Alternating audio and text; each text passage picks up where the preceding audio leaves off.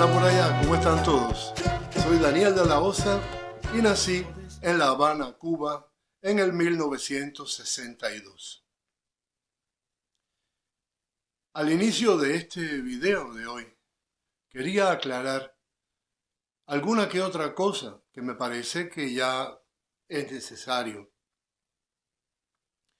Yo no soy, yo no soy un influencer. Yo no me dedico a esto para intentar cambiar ni la opinión ni la manera de pensar de nadie. Esto que cuento aquí son cosas que tienen que ver directamente con mi vida. Son simplemente comentarios, cuento historias que pienso que pueden ser entretenidas para vosotros. Hasta ahí las cosas claras. No soy un influencer. Un saludo a todos. Corría el año 1979. A mí me habían propuesto en aquella época en La Habana, por lo menos en La Habana, no había suficientes profesores de secundaria y yo había terminado mis estudios en el Instituto Tecnológico de Ciudad Libertad. Había hecho una carrera de técnico en electricidad y había salido de allí haciendo ya mis trabajos como técnico de electricidad en el Hotel Capri, en el Hotel Isla de Cuba, el famoso Hotel Isla de Cuba, del cual un día haré la historia que corresponde. Pero bueno, me proponen alinearme a las filas del profesorado de secundaria básica y es así como comienzo a trabajar en una escuela secundaria básica que había o que hay en el casino deportivo de nombre Antonio Briones Montoto. Era muy joven, casi que parecía más bien alumno de aquella escuela que maestro, pero era maestro. Un día, ya un tiempo más tarde, había comenzado el año 80, se habían dado algunos sucesos de cubanos que entraban a la fuerza en diferentes embajadas de La Habana. Y ya en el 79 mismo había habido el caso de un policía de tránsito que se había metido en la embajada del Perú. Aquello pasó sin grandes aspavientos y el Estado lo supo callar, lo supo esconder muy bien. Ya después hay otro suceso con 4 personas más que al final sí pueden quedarse y pedir asilo en la embajada. Y ya un aciago día de abril, el 4 de abril del 1980, llego a la escuela por la mañana. Yo tenía la costumbre de atravesar la avenida de los Ocujes en dirección al casino deportivo donde estaba la escuela y llegábamos allí temprano y los maestros nos poníamos a conversar y tal. Bueno, pues ese día uno de los maestros que trabajaba conmigo, Raúl, se había metido en la embajada del Perú.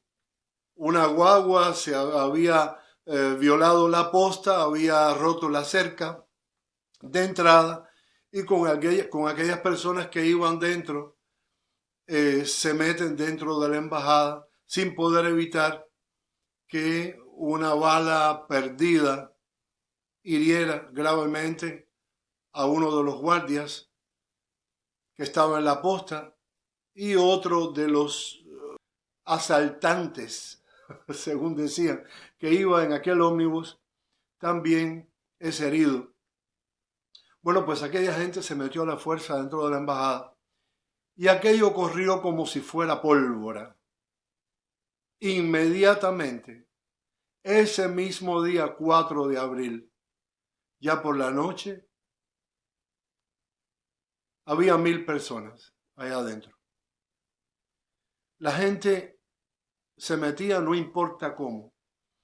Primero saltaban la cerca, intentaban forzar aquello, pero bueno, ya llegó un momento en que habían acostado aquella cerca en Quinta Avenida, y entonces ya por el lado también, por la calle que subía de Playa en dirección a San Marianao, por donde nosotros bajamos después, ya no había ni cerca, ni había control, ni había nada. Y entonces esos primeros casi 1000 cubanos se meten en la Embajada del Perú aquel primer día. Fidel Castro comete un grave error. Fidel Castro, en un ataque de ira, expresa: si se quieren meter, que se metan. Y él decide quitar la posta de protección a la Embajada del Perú. Claro, la gente le tomó la palabra. Ya había tanta gente que quería irse de Cuba en aquel tiempo, pues aquello se convirtió en un caos infernal. Rubén David, un maestro que trabajaba conmigo ahí en la escuela, que era maestro de educación laboral y dibujo técnico, un muchacho muy bondadoso, un muchacho muy tranquilo y muy noble, llega al otro día, el día 5, donde ya se habían metido casi 5000 personas en la embajada, y me dice que Raúl se había metido en la embajada, que si podíamos ir juntos a llevarle algunos cigarros y algo de comer. Aquello era un caos que nadie se podía imaginar. Nosotros aún no lo sabíamos. Y bueno, pues partimos hacia la embajada del Perú a pie. Salimos a pie de la casa de Palatino. Él era también de Palatino, vivía en Tercera y Fomento. Y salimos a pie y sorteando todas aquellas calles y aquel caos que inundaba ya La Habana, porque la policía estaba por todas partes, andaban pidiéndole documentos a todo el mundo. Y bueno, nosotros así a pie llegamos a la embajada a ver a Raúl, nuestro amigo, maestro, que trabajaba con nosotros cada día.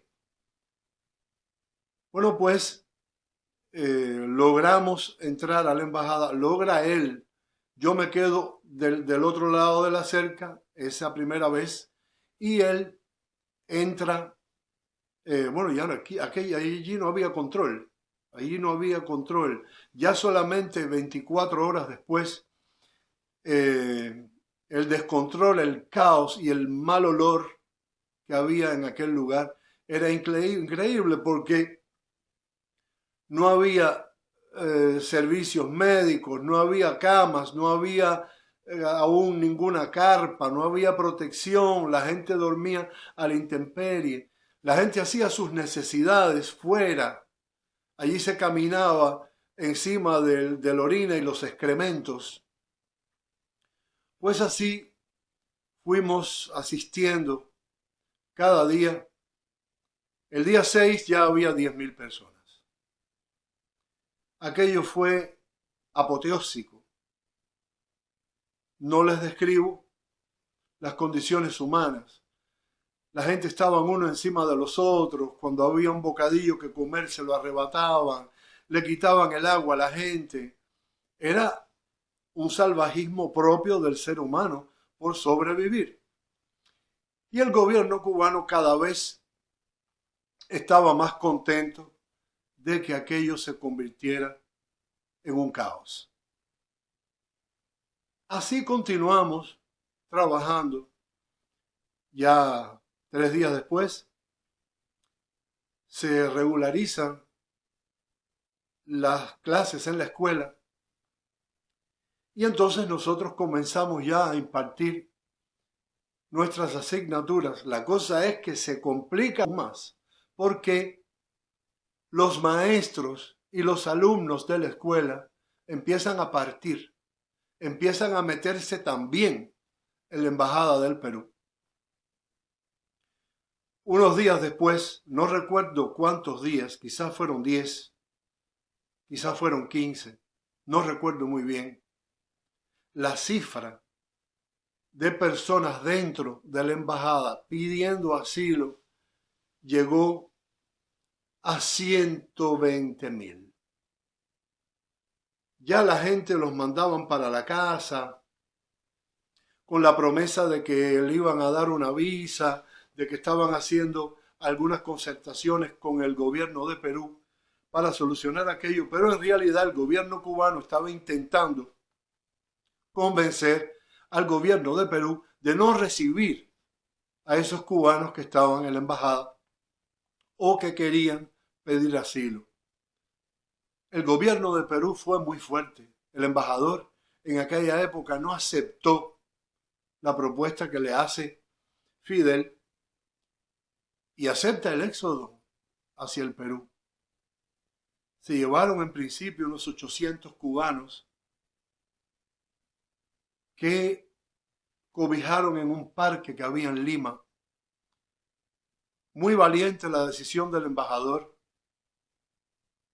mucha hidalguía de parte del gobierno peruano de aquella época, que decidió recibir a los cubanos.